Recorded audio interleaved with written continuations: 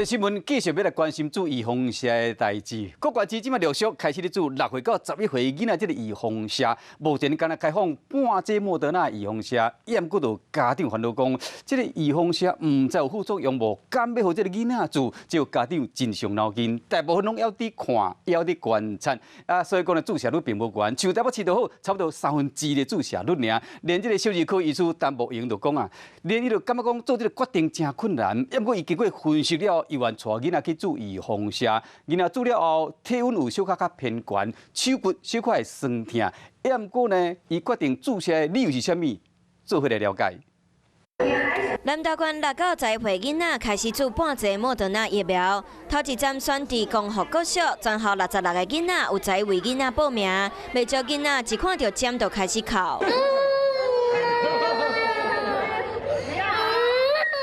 查甫囡仔嘛是还未注就开始哭，手不要伸出去哦。教育处烦恼囡仔注疫苗了后会有副作用，所以注疫苗了后拢会有3天的疫苗假。那这部分的话不会影响他的成绩或者他的全勤操行等等。新德县的国小嘛开始注莫德纳。好，就这样。囡仔注射难免会紧张，不过更较紧张的是爸爸妈妈。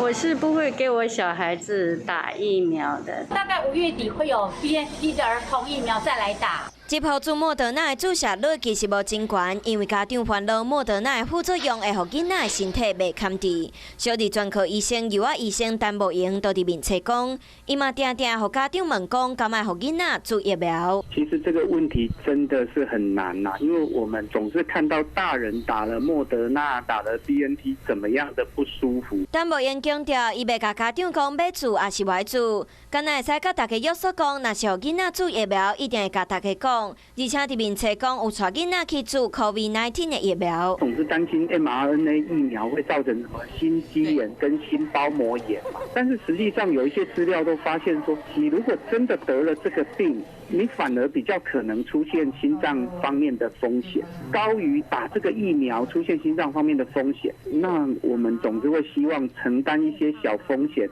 来避开更大的危险。